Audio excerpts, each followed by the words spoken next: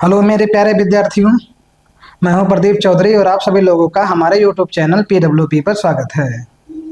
आज के इस लेक्चर में हम लोग देखेंगे जो चैप्टर नंबर 5 है अर्थात समांतर श्रेणी।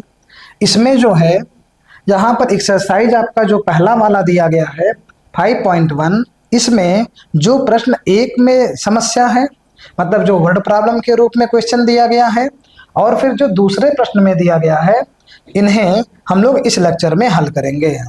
हमने यहाँ पर बहुत अधिक प्रश्नों को नहीं लिया है, इसलिए क्योंकि ये जो वर्ड प्रॉब्लम वाले जो क्वेश्चन हैं इनको हल करने में थोड़ा सा ज़्यादा समय लगेगा। और ये तो आपका बहुत इजी है, किसी प्रकार का दिक्कत नहीं है तो ये भी इजी, बस इसमें ध्यान ये देना है कि थोड़ा सा समय लग जाएगा, लेकिन कठिनता इसमें किसी प्रकार की नहीं है। और हम ये उम्मीद करते हैं कि जो भी वहाँ पर इंट्रोडक्शन में आपको बताया गया था, जितने भी टॉपिक जितने भी नियम बताए गए हैं, आप सभी लोगों ने उसे अच्छे तरीके से अपने नोट्स में भी लिखा होगा, प्लस उसको याद भी कर लिया होगा। अब यदि आपने उतना ध्यान दिया है पीछे, तो आगे का जो भी ये क्वेश्चन यहाँ पर अभी आपके लिए सलूशन कराया जाएगा, इसमें भी आप देखेंगे आपको किसी प्रकार की समस्या नहीं होगी। इसीलिए ज़रूरी रहता है कि आप जो इंट्रोडक्शन लेक्चर होता है उसे अवश्य ही देखें। इसलिए वो मेनी इम्पोर्टेंट, मतलब जान लीजिए बहुत ही इम्पोर्टेंट माना जाता है। अब ऐसी स्थिति में देखेंगे जो मेन सूत्र होते हैं उन सभी को हम लोग उसी में बता देते हैं। जितना भी रहता है कॉन्सेप्ट उनको उसी में ही बता दिया जाता है। चाहे इसमें आप देखेंगे n पदों के योगफल का सूत्र हो जाए, चाहे n में पद के लिए सूत्र आ जाए, उसमें प्रथम पद क्या है, सार्वंतर किसे कहते हैं, जितने भी टॉपिक आती हैं उनको हमने अपने इंट्रोडक्शन में बता दिया है। और यदि आपने उसको देख लिया तो जो भी समस्या है एक कि हम क्वेश्चन कैसे हल करेंगे, एग्जाम्पल में आने वाले प्रश्नों को कैसे हल करेंगे, कहीं क्वेश्चन कठिन नहीं हो, तो इन सभी का जो प्रॉब्लम है वो सभी सॉल्व हो जाएगा। इसीलिए आपको बार बार ये कहा जा रहा कि आप इंट्रोडक्शन का जो लेक्चर है उसे अवश्य देखें। चलिए हम लोग देर ना करते हुए अब आगे बढ़ेंगे अपने प्रश्न में।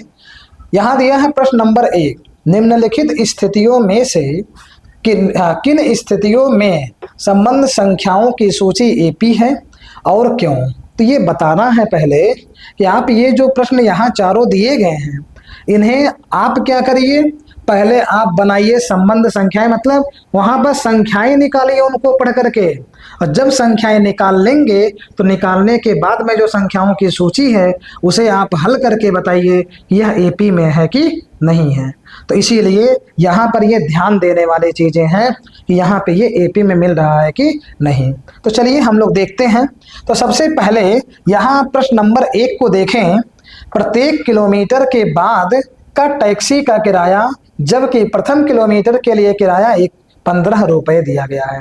मतलब यहाँ ये कहना चाहता है कि 1 किलोमीटर यदि किसी को यात्रा करनी है तो उसका जो किराया है वह 15 रुपये देना पड़ेगा, और प्रत्येक अतिरिक्त किलोमीटर के लिए किराया 8 रुपये है।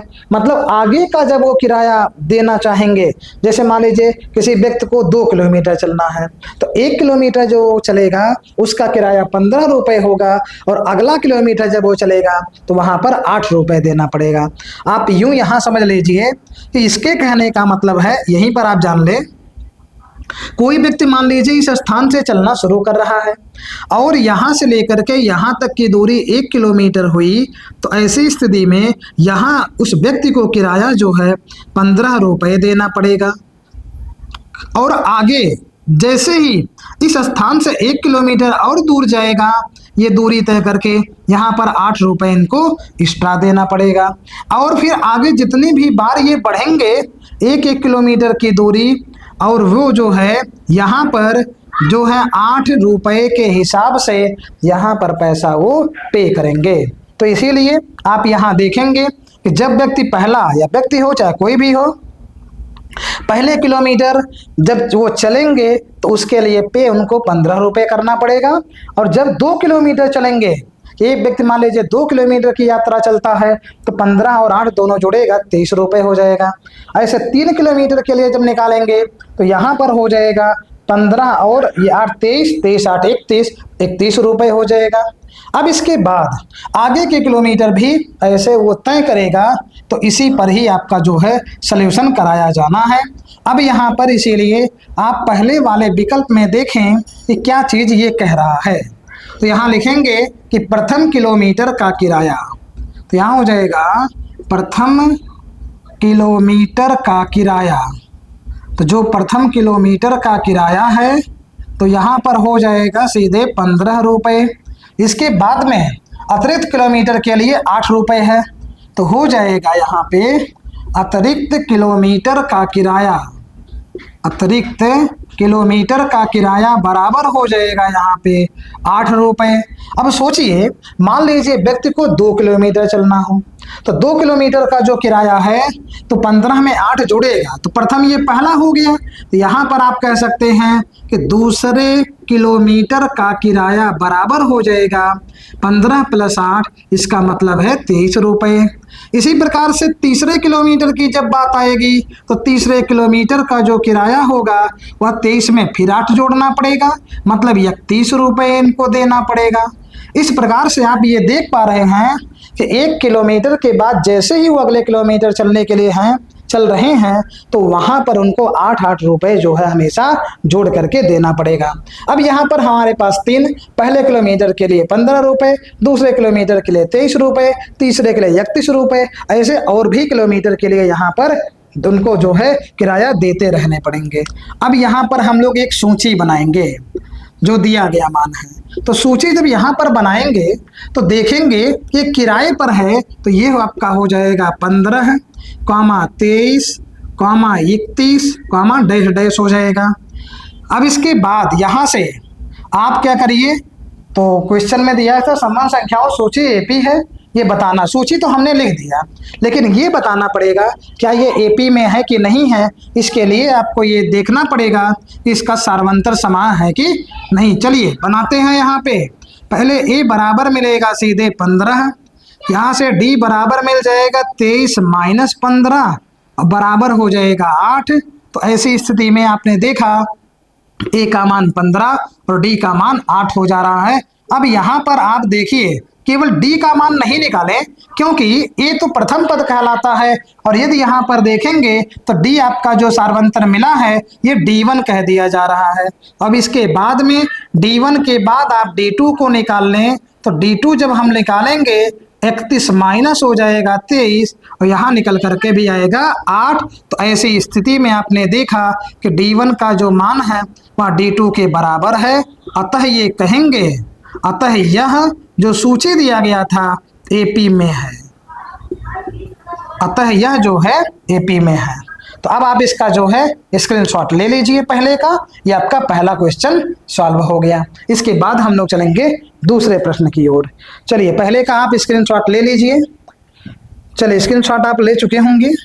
अब इसमें आप देखिए दूसरा प्रश्न कह क्या रहा है। दूसरे प्रश्न में आप देखेंगे तो यह बेलन में उपस्थित हवा की मात्रा के बारे में दिया गया।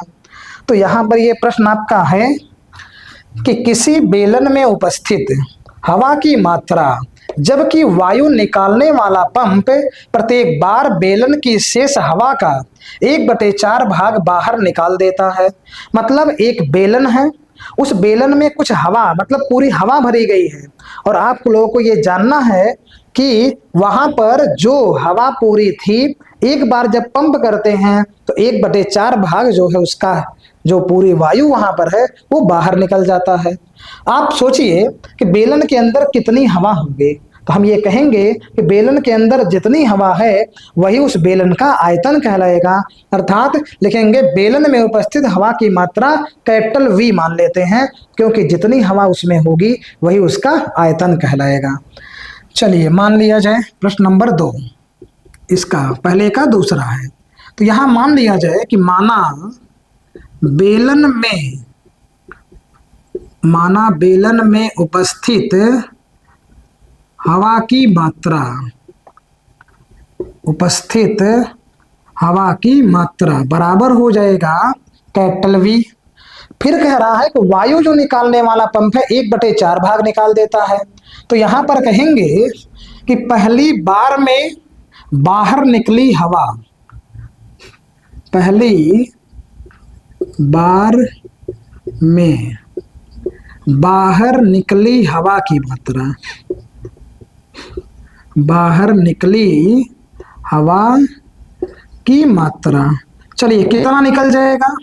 तो यहां पर ये देखेंगे 1/4 भाग निकल रहा है, तो 1/4 वी हो जाएगा। चलिए 1/4 वी हो जाएगा। अब आप सोचिए कुल हवा की मात्रा उस बेलन के अंदर थी कैपिटल वी, और 1/4 वी जो है ये बाहर निकल जा रहा है। शेष कितना बचेगा?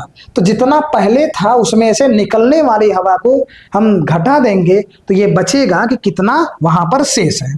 तो यहां लिखेंगे शेष बची हवा की मात्रा, शेष बची हवा की मात्रा। चलिए तो शेष बची हवा की मात्रा कैसे आएगा? हम पूरे में से मतलब v में से यहाँ v/4, ये जो 1/4 v लिखा गया है इसे आप v/4 भी लिख सकते हैं, या फिर आप ऐसे लिखना चाहे 1v/4 तो भी आपका यह सही माना जाएगा।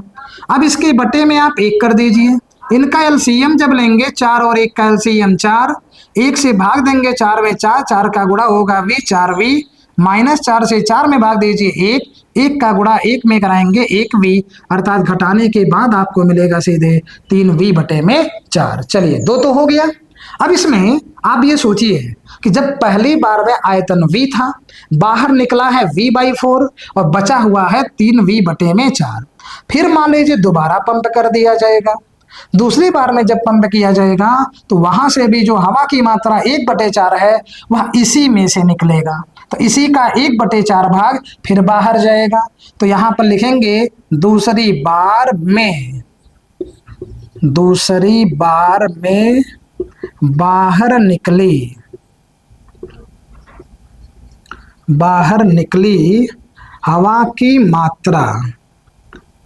चलिए मात्रा कितना निकला है तो इसको हम लोग यहाँ लिख ले रहे हैं, जितना दिया गया है 3v/4 इसी का 1/4 भाग निकल रहा है, तो गुणा करा दिए, तो गुणा करा दीजिए कितना आएगा 3v/16।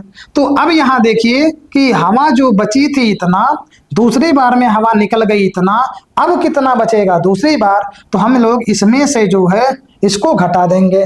तो यहाँ आप देखेंगे कि शेष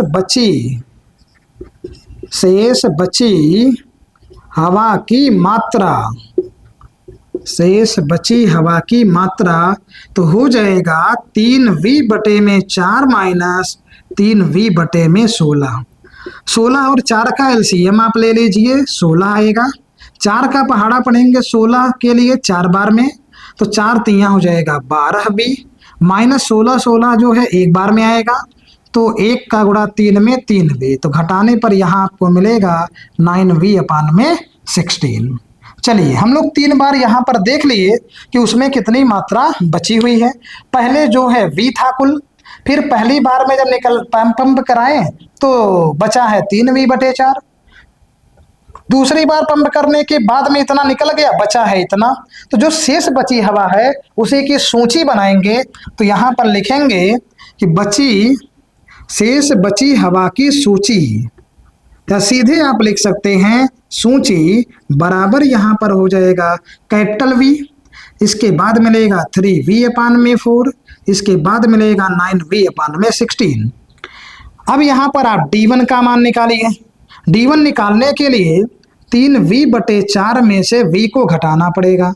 इस v के बटे में 1 कर दीजिए, यहाँ आएगा 4, 4 से 4 कटा तो 1, 1 का गुणा 3v, माइनस 1 से 4 में 4, 4 एक 4 हो जाएगा, मतलब 4v आ गया सीधे -v/4। इसी प्रकार से d2 का मान निकालिए, तो इसमें से इसको घटाएंगे, हो जाएगा 9v/16 माइनस 3v/4।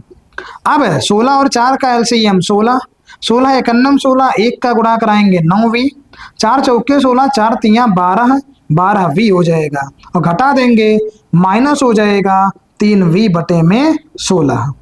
अब इसके बाद आप यहाँ देखेंगे कि जो d1 का मान है वह d2 के बराबर नहीं है, क्योंकि ये दोनों अलग अलग मान आया है। तो ऐसी स्थिति में जब ये दोनों बराबर नहीं है तो आप ये कह दीजिए कि अतः जो ये है सूची दिया गया यह AP में अतः यह एपी में नहीं है, अतः यह एपी में नहीं है, अतः यह एपी में नहीं है। चलिए 2 प्रश्न आपके लिए हल करा दिया गया है, आप इसका जो है अब स्क्रीनशॉट ले सकते हैं। चलिए स्क्रीनशॉट ले लीजिए, इसके बाद इसको इरेज कर दिया जाए जिससे आगे का जो प्रश्न है वो हल करा दिया जाए। चलिए इसको मिटा दिया जाए। अब यहाँ पर हम लोग देखेंगे प्रश्न नंबर 2 ये कंप्लीट हो गया। अब इसके बाद में हम लोग चलेंगे प्रश्न नंबर 3 की ओर। चलिए प्रश्न नंबर 3 देखिए, क्या आप लोग लगा सकते हैं तो जरूर लगाएं। वीडियो को आगे बढ़ने से पहले ही आप लोग इसे जो है हल कर सकते हैं। चलिए प्रश्न नंबर 3, प्रत्येक मीटर खुदाई के बाद एक कुआं खोदने में आई लागत, जबकि प्रथम मीटर खुदाई की लागत 150 रुपये है और बाद में प्रत्येक मीटर खुदाई की लागत 50 रुपये बढ़ती जाती है। यहाँ पर ये कह रहा है कि एक कुएं की खुदाई करनी है और ये भी कहा गया है कि जो मान लीजिए खुदाई किया गया है, यदि 1 मीटर की खुदाई किया गया है इतना, ये 1 मीटर, तो ऐसी स्थिति में इसको खुदाई करने का जो खर्चा आया है वह 150 रुपये है। लेकिन जैसे जैसे आगे अंदर की ओर खुदाई करते जाएंगे, फिर मान लीजिए ऐसे 1 मीटर की खुदाई किए, 1 मीटर खुदाई करेंगे, यहाँ पर केवल 50 रुपये एक्स्ट्रा देना है। फिर आगे 1 मीटर की खुदाई आप करेंगे, यहाँ भी 50 रुपये देना पड़ेगा। मतलब जैसे जैसे आप नीचे की ओर खुदाई करते जाएंगे 1-1 किलोमीटर, तो पहले किलोमीटर में केवल 150 देना है, बाकी जितना भी आप अंदर 1-1 किलोमीटर बढ़ेंगे केवल 50-50 रुपये ऐड करना है। मान लीजिए आपके सामने यह क्वेश्चन हो कि जो व्यक्ति है वह जो है 2 किलोमीटर की खुदाई करता है। अब सोचिए उसका कितना पैसा बनेगा। तो 1 किलोमीटर पहले तो 150 रुपये फिक्स है और दूसरे का 50 रुपये है, तो ऐसी स्थिति में कहेंगे वो 200 रुपये ले सकता है, 200 रुपये लेगा। अब यहाँ पर 3 किलोमीटर यदि खोद देगा तो ऐसी स्थिति में इनके पास में यहाँ देखेंगे ये पूरा जोड़ देंगे, 150, ये 50 हो जाएगा 200 और ये 250 हो जाएगा। इसका मतलब जैसे जैसे 1-1 किलोमीटर बढ़ता जाएगा वैसे वैसे यहाँ पर इनके मान में 50-50 का रुपए जो हम जोड़ते चले जाएंगे। तो यहाँ पर हम लोग मानना क्या है, लिखना है सीधे कि प्रथम 1 मीटर खुदाई की लागत। चलिए तो यहाँ पर हल कर दे रहे हैं, चित्र बना दिए हैं छोटा सा आपके समझने के लिए। तो यहाँ लिखेंगे 1 मीटर खुदाई की लागत, खुदाई की लागत बराबर हो जाएगा 150 रुपये। चलिए ये तो लागत हो गया पहले किलोमीटर, सॉरी मीटर का, किलोमीटर नहीं मीटर है। चलिए दूसरा है 2 मीटर खुदाई की लागत जो है यहाँ आ जाएगा 150 प्लस 50 आपको मिलेगा सीधे 200। ऐसे ही 3 मीटर खुदाई की लागत बराबर हो जाएगा 200 प्लस में यहाँ 50 निकल करके आ जाएगा 250 रुपये। अब इसमें आप देखेंगे यही आपका एक सूची बन रहा है, ऐसे 3, 4, 5, 6, 7 ऐसे ये का जो है ऐसे डैश डैश में चलता रहेगा। और यहाँ पर हम लोग यहाँ से सूची निकालेंगे तो सूची निकल आएगा 150, 200, कॉमा हो जाएगा 250 और कॉमा डैश डैश। अब इसके बाद में यहाँ से D1 निकालिए, D1 बराबर 200 माइनस 150, घटाइए कितना आएगा 50 आएगा। D2 जब निकालेंगे तो इसमें से इसको घटाते हैं, ध्यान रखिएगा जब भी हम लोग D1 निकालते हैं तो इसमें से इसको ही घटाएंगे और इसके बाद जब D2 का मान निकाला जाएगा तो इसमें से हम लोग इसी को ही केवल घटाते हैं और किसी संख्या को नहीं, क्योंकि स्थान बदलने से वहाँ पर गलत हो जाएगा कि आप पहली बार यहाँ निकालिए फिर यहाँ निकालिए, तो इससे इसमें मतलब जहाँ भी आप निकालेंगे वो केवल 2 संख्याओं के मतलब जो है कॉमा के रूप में रहे 2 संख्याएं, अर्थात बगल बगल वाले ये संख्याएं होने चाहिए। अब यहाँ पहले से तीसरे को यहाँ पर नहीं घटाया जाएगा। चलिए यहाँ पर निकालेंगे तब तो आ जाएगा 250 माइनस 200 हो जाएगा सीधे 50। अब यहाँ पर देखिए D1 का मान D2 के बराबर हो जाएगा, तो यहाँ लिखेंगे अतः यह AP में है, अतः यह AP में है। चलिए AP में हो गया, आप इसका जो है स्क्रीनशॉट ले सकते हैं, इसमें किसी प्रकार का कोई भी समस्या नहीं होगा, सभी का आंसर जो है ठीक मिल रहा है। चलिए स्क्रीनशॉट आप ले लीजिए, तब तक हम लोग यहाँ पर मिटाने के लिए चलें। चलिए इतना आपका हो गया, चलिए इरेज कर दिया जाए। अब इसके बाद प्रश्न नंबर हम लोग चलेंगे चौथे की ओर।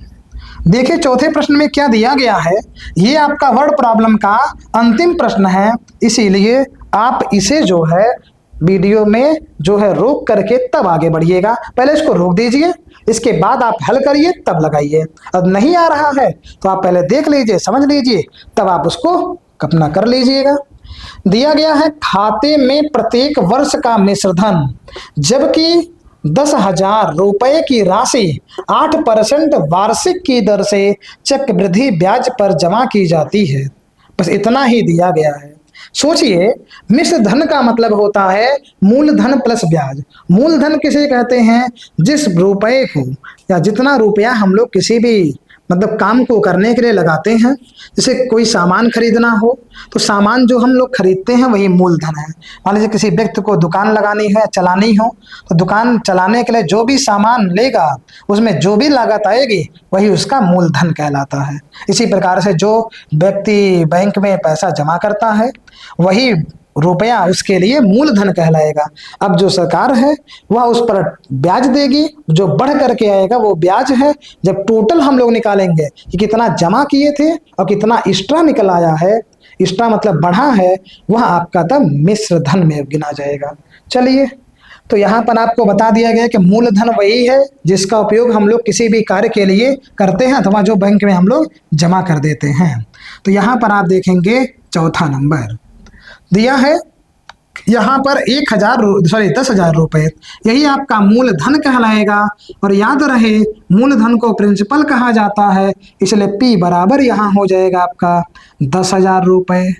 इसके बाद में दर दिया है, दर मतलब कितने रेट से वो बढ़ेगा, तो दर को हम लोग R से लिखते हैं, तो ये हो जाएगा 8%। अब प्रत्येक वर्ष, प्रत्येक मतलब 1 वर्ष बाद भी हो सकता है मिश्र धन, 2 वर्ष बाद, 3 वर्ष बाद, 4 वर्ष बाद। तो इसके लिए एक फार्मूला आता है मिश्र धन का कि A बराबर P ब्रैकेट में 1 + R/100 के पावर n। तो यहाँ पर हम लिखेंगे कि मिश्र धन बराबर होता है मूलधन, पहले हिंदी में ही लिख दिया जा रहा है, मूलधन, इसके बाद ब्रैकेट में 1 + दर बाई 100 और इसके पावर में यहाँ समय रहता है।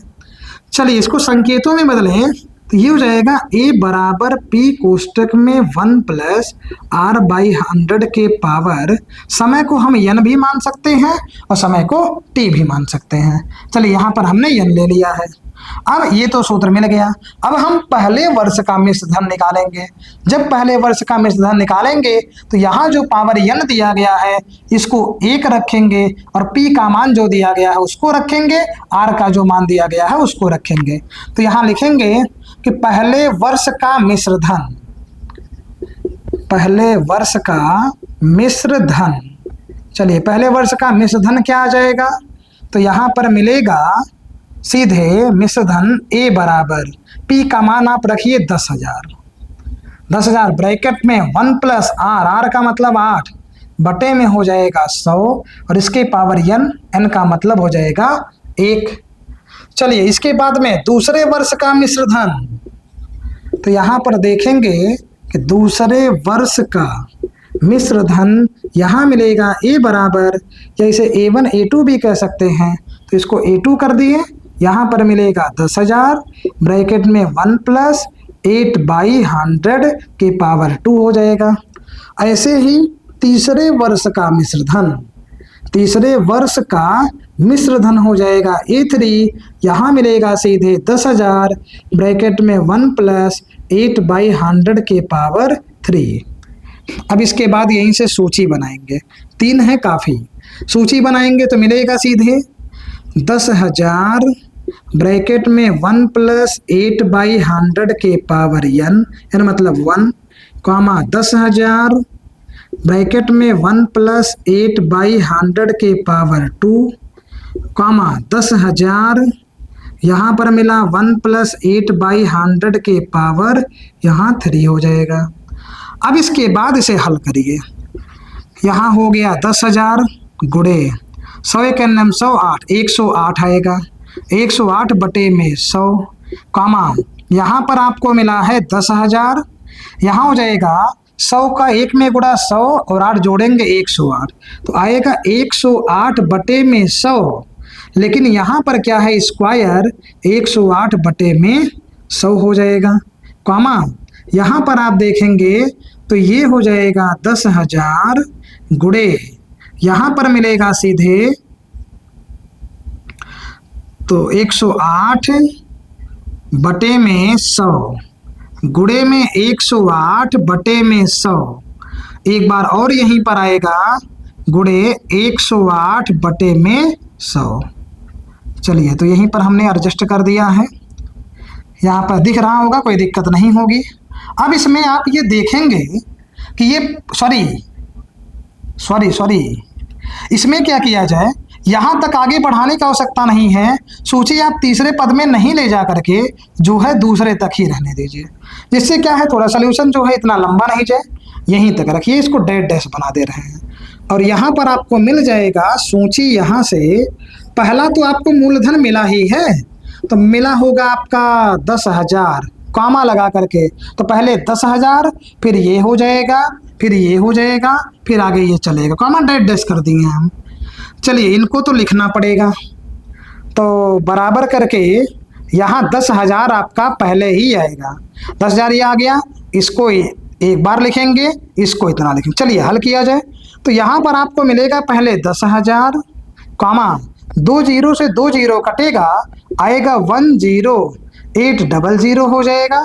कामा यहाँ पर मिलेगा 108 का वर्ग है, तो पहले 2 जीरो 2 जीरो 4 जीरो यहाँ से कट जाएगा। 108 का वर्ग जो है होता है 11,664। चलिए तो यहाँ 3 हमको मिल गया जो है सूची में मान। अब यहाँ पर जो है ये सूची लिख दिया जा रहा है। इसके बाद आप D1 का मान निकालिए। जब आप D1 का मान निकालेंगे तो यहाँ पर 10800 में से यहाँ घटाना पड़ेगा सीधे 10,000 और आप पाएंगे कि ये आपका बचेगा 800। चलिए D2 का मान निकाल दीजिए। D2 का मान जब निकालेंगे तो आएगा 11,664 माइनस 10,800। घटा दीजिए, 4 में से 0 गया 4 बचा, 6 में से 0 गया 6 बचा, 16 में से 8 गया 8 बच जाएगा। तो यहाँ पर ये दिखा कि D1 का जो मान है वह D2 के मान के बराबर नहीं है, अतः कहेंगे यह AP में नहीं है, AP में नहीं है। चलिए तो हमने यहाँ पर देखा कि ये AP में नहीं मिला है। अब आप लोग इसका स्क्रीनशॉट ले लीजिए। इसके बाद चलेंगे हम लोग प्रश्न नंबर 2 की ओर। 2 में भी 5 विकल्प दिया गया है, हालांकि ये इतने बड़े नहीं हैं, बहुत छोटे छोटे हैं, वो जल्दी ही आपका हो जाएगा अभी। चलिए स्क्रीनशॉट आप ले लीजिए। चलिए स्क्रीनशॉट आपका हो गया होगा।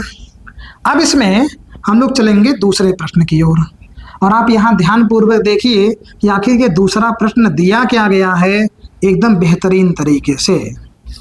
चलिए दूसरे प्रश्न में देखेंगे तो दिया गया मान है जो कि दी हुई AP के प्रथम 4 पद लिखिए, जबकि प्रथम पद A और सार्वंतर D निम्नलिखित हैं। A का मान और D का मान दिया गया है, इसी के आधार पे AP के 4 पद लिखना है। हमने वहां पर AP का व्यापक पद सूत्र बताया था, जो इंट्रोडक्शन का लेक्चर है, कि AP के जो व्यापक पद हैं, पहला A, फिर A प्लस D, ऐसे A प्लस 2D, ऐसे A प्लस 3D, ऐसे A प्लस 4D, आगे ये अपना बनता हुआ चला जाता है। ये पहले के लिए है, ये दूसरे के लिए पद बनेगा, ये तीसरा पद है, ये चौथा पद है, ये 5वां पद हो जाता है। जब भी पहले पद की बात आएगी तो वही प्रथम पद ही A का मान, दूसरे पद की बात आएगी फार्मूला लगाएंगे A प्लस D, तीसरे पद की बात आएगी A प्लस 2D का उपयोग करेंगे, फिर आगे A plus 3D, A plus 4D का हम लोग यहाँ पर उपयोग करेंगे। चलिए तो यहाँ देखेंगे कि दूसरे का पहला दिया क्या गया है। दूसरे के पहले में दिया गया है A बराबर 10 और यहाँ D का मान भी दिया गया है 10। अब प्रथम पद निकालिए, तो यहाँ हो जाएगा प्रथम मतलब पहला। चलिए पहला पद हो जाएगा पहला पद बराबर स्मॉल ए होता है। यहाँ सूत्र बना दिए हैं, पहला दूसरा तीसरा चौथा। तो पहला पद ए और ए का मान सीधे 10 मिलेगा। इसके बाद हो जाएगा दूसरा पद, दूसरा पद जो है ए प्लस डी है, ए का मान 10, डी का मान 10, सॉल्व कर देंगे यहाँ 20 आ जाएगा। इसके बाद में तीसरा पद है, तीसरा पद यहाँ पर हो जाएगा ए प्लस 2d। तो ए का मान यहाँ रखिए 10 प्लस 2, अब गुणे हो जाएगा 10, बराबर यहाँ देखेंगे 10 प्लस 2 दहाई 20, और 20 में 10 जोड़ेंगे यहाँ 30 मिल जाएगा। इसी प्रकार से चौथा पद जब निकालेंगे, चौथा पद का फार्मूला हो जाएगा a प्लस 3d। आपको फार्मूला सब यहाँ बता दिए हैं। a प्लस 3d, a का मान 10 प्लस 3 इंटू हो जाएगा 10, आएगा 10 प्लस 3 दहाई 30, और 30 में 10 जोड़ेंगे 40। तो यहाँ हो जाएगा 4 पद, हाँ AP के 4 पद, AP के 4 पद बराबर यहाँ पर मिलेगा आपको 10, 20, 30, 40। चलिए 4 पद हैं, चारों निकल गया। अब हम लोग प्रश्न नंबर दूसरे की ओर चलते हैं। इसमें किसी प्रकार का कोई भी समस्या नहीं है, सभी प्रश्न एकदम से इजी हैं। आप चाहे यहाँ पर अब आगे हमने एक तो बता ही दिया, दूसरा यदि आपको पहले समझना समझ लीजिए, नहीं तो आगे आप वीडियो को रोक करके लगा सकते हैं। चलिए दूसरे में a बराबर दिया है -2 और d का मान 0। तो a बराबर दिया है -2 और d का मान दिया गया है 0। अब एक चीज और यहाँ पर आप कर सकते हैं, यदि आपको 4 पद निकालना है तो डायरेक्टली आप सॉल्व कर सकते हैं एक लाइन में।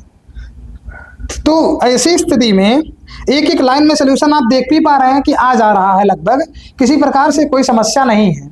चलिए यहाँ डी का मान तो 0 है, तो और भी छोटा हो जाएगा। तो यहाँ लिखेंगे पहला पद बराबर होगा a और इसका मान -2। दूसरा पद बराबर हो जाएगा a प्लस डी, आएगा सीधे -2 प्लस हो जाएगा 0, आएगा -2। इसके बाद में तीसरा पद बराबर हो जाएगा a प्लस 2d, यहाँ पर हो जाएगा -2 प्लस 2 गुणे 0, आएगा ये तो 0 हो ही जाएगा, -2 आएगा, मतलब -2 प्लस 0 बराबर -2 ही आएगा। इसी प्रकार से चौथा पद निकालेंगे, चौथा पद हो जाएगा a प्लस 3d, a का मान -2 प्लस 3 गुणे 0, आएगा -2 प्लस 0, आएगा -2।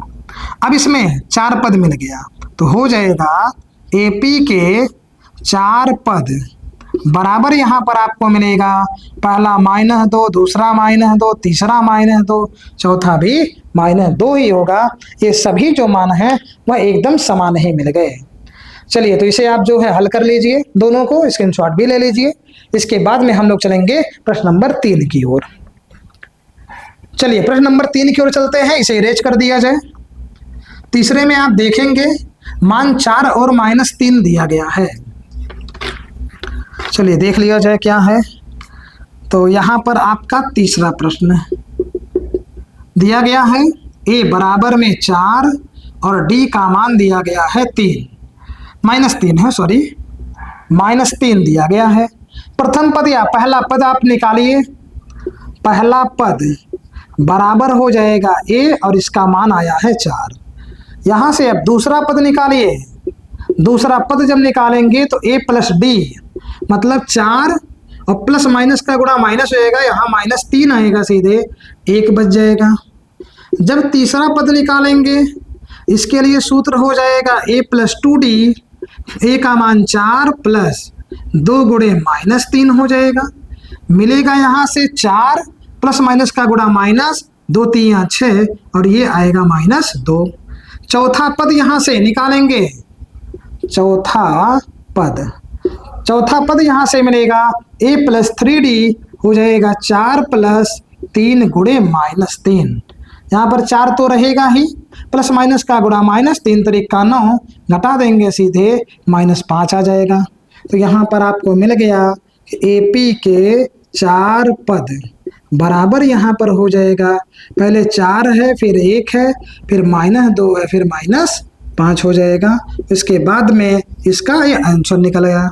अब हम लोग चलेंगे प्रश्न नंबर 4 की ओर। अभी इसका स्क्रीनशॉट ले लीजिएगा, एक प्रश्न और हल कर लिया जाए। दिया है a बराबर -1, d का मान 1/2। चलिए a का मान -1 दिया गया है और d का मान 1/2 दिया गया है। तो a बराबर हो जाएगा 1 और d का मान हो जाएगा 1/2, सॉरी -1 है। चलिए -1 है और 1/2 है। तो यहाँ निकालेंगे पहला पद। पहला पद बराबर हो जाएगा स्मॉल a और बराबर -1। इसके बाद में हो जाएगा दूसरा पद बराबर a प्लस डी। a का मान हो जाएगा -1, d का मान आएगा 1/2। तो इसके बटे 1 करके एलसीएम लीजिए। तो 1 और 2 का एलसीएम 2, 1 से 2 में भाग देंगे 2, 2 1 2 आएगा, प्लस 2 से 2 में भाग 1, 1 1 आएगा निकल करके -1/2। इसके बाद में तीसरा पद निकालेंगे। तीसरा पद जो है फार्मूला होगा a प्लस 2d। a का मान -1 है, प्लस 2 गुणे d का मान 1/2, 2 से 2 कटेगा, मिलेगा -1 प्लस 1, ये कट जाएगा, मान मिल जाएगा सीधे 0। इसके बाद में चौथा पद बराबर हो जाएगा a प्लस 3d। यहाँ से मिलेगा a का मान -1 प्लस 3 गुणे 1/2 आएगा सीधे -1 प्लस 3/2। इसके बटे 1 करके एलसीएम लीजिए। तो 1 और 2 का एलसीएम 2 ही आएगा, 1 से 2 में भाग देंगे 2, 2 1 2 आएगा, प्लस 2 से 2 में 1, 1 3 हो जाएगा 3, यहाँ घटाएंगे सीधे आएगा 1/2। तो यहाँ लिख देंगे एपी के 4 पद बराबर हो जाएगा सीधे -1, -1/2, 0, 1/2। चलिए ये 4 हो गया। पांचवा भी यहीं सेट कर लिया जाए, यदि कुछ जो है कि दिक्कत नहीं है, हो जाना चाहिए। चलिए चेक कर लेते हैं। पांचवा नंबर दिया गया है a का मान, यहाँ पर a बराबर -1.25 और यहाँ d का मान जो है वह 0.25 दिया गया है। तो प्रथम पद आप निकाल लीजिए, मतलब पहला पद बराबर हो जाएगा a और इसका मान जो दिया गया है -1.25। इसके बाद में दूसरा पद निकालेंगे, तो दूसरा पद बराबर हो जाएगा a प्लस डी। और a प्लस डी का मतलब है कि a का मान आप देखिए कितना है, a का मान तो मिला है -1.25 प्लस डी आप यहाँ पर देखेंगे तो d का मान निकल के आया है 0.25। अब आप ये देखिए प्रथम पद तो निकल गया, द्वितीय पद निकालने के लिए यहाँ पर ये माइनस दिया गया है क्वेश्चन में। एक बार हम क्वेश्चन को चेक कर लें, यही अंतिम प्रश्न है और इसे चेक कर लिया जाए। सॉरी, माइनस ये दिया गया है, ये मान जो है ये भी माइनस में है -0.25। चलिए थोड़ा सा संशय लग रहा था क्योंकि पहले से हल किया गया है, तो ये पता चल जाता है कि कहाँ पर समस्या हो रही है। तो d बराबर जो मान आएगा माइनस में, तो यहाँ पर क्या करिए, a तो निकल गया, ठीक है, इसके जगह पर हम लोग यहाँ माइनस उपयोग करेंगे 0.25 हो जाएगा। 5 5 10, क्योंकि माइनस माइनस प्लस मतलब जुड़ेगा, जुड़ने के साथ साथ चिन्ह जो है माइनस लगेगा। चलिए जोड़ दीजिए, तो यहाँ पर 5 5 10 हो जाएगा, 2 2 4 1 हो जाएगा 5 और 1 यहाँ पर आएगा, माइनस आ जाएगा सीधे 1.50। इसके बाद में मिलेगा आपको तीसरा पद बराबर हो जाएगा a प्लस 2d। a का मान दिया गया है -1.25 प्लस 2 गुणे हो जाएगा, 2 गुणे माइनस 0.25। यहाँ ध्यान से हल करना है, तो जब हल करेंगे तो यहाँ आप देखेंगे मिलेगा -1.25 और माइनस और प्लस इन दोनों का गुणा कराएंगे, -2 5 हो जाएगा 10, 2 दूना 4 1 5, दशमलव लगाएंगे फिर 0 हो जाएगा। फिर वही प्रक्रिया, माइनस माइनस दोनों हैं तो संख्या जुड़ेगी लेकिन चिन्ह माइनस लगेगा। जोड़िए, 5 में 0 जोड़ेंगे 5, 2 में 5 जोड़ेंगे 7, एक में 0 जोड़ेंगे 1, तो आ जाएगा सीधे -1.75। चले 3 पद तो हो गया। अब इसके बाद में हम लोग चौथे पद को हल कर लेंगे। तीसरा पद निकल गया है। चौथे पद में आप देखेंगे तो चौथे पद का सूत्र है, चौथा पद बराबर हो जाएगा a + 3d। a का मान -1.25 प्लस 3 गुणे -0.25, यहाँ आएगा -1.25 प्लस माइनस का माइनस 25 × 75 अर्थात 0.75 आ जाएगा। चलिए यही हल कर देते हैं। माइनस माइनस दोनों संख्या जुड़ेंगे माइनस ही लगेगा। इसको जोड़िए 5 5 10, 7 2 9 1 10.112 अर्थात 2 दशमलव यहाँ पर आप 00 कह सकते हैं या फिर केवल आप 2 भी लिख सकते हैं। अब इसमें जो है नीचे जगह बचा नहीं है, इसीलिए हम यहाँ पर इसका उत्तर लिख दे रहे हैं कि एपी के 4 पद बराबर हो जाएगा। पहला ही आप देख पा रहे हैं -1.25 आया है, दूसरा आ गया है -1.50, तीसरा आ गया है -1.75 और चौथा आ गया है -2.00। तो ये आपका जो है आंसर हो जाएगा इस अंतिम प्रश्न का। अब जो है यहाँ पर आपने देखा कि पहले में 4 प्रश्न थे, दूसरे में जो है 5 प्रश्न दिए गए थे। हमने इसीलिए बहुत ज़्यादा प्रश्नों की श्रृंखला यहाँ नहीं रखा, थोड़े थोड़े में करके कराया जाएगा, जिससे आप उसको रिवीजन भी करते रहे समय समय पर, प्लस लेक्चर भी अपना अच्छे तरीके से अटेंड कर लें आप। उसमें जो है सिलेबस आपका पूरा चल रहा है और इसमें किसी भी चैप्टर को छोड़ा नहीं जाएगा, आगे आपका चलता ही रहेगा। तो आप जो है इसका अपना नोट्स बना रहे हैं, नोट्स बना लीजिएगा। अब हम मिलेंगे जो इसी एक्सरसाइज के और भी प्रश्न बाकी हैं उनको लेकर के, तब तक के अपना एकदम बेहतर तरीके से, यदि आपने जो इंट्रोडक्शन का वीडियो नहीं देखा है तो इंट्रोडक्शन का लेक्चर आप जरूर देख लें। मिलेंगे हम नए एक्सरसाइज में, मतलब जो एक्सरसाइज का नया और प्रश्न होगा। तब तक के लिए जय हिंद।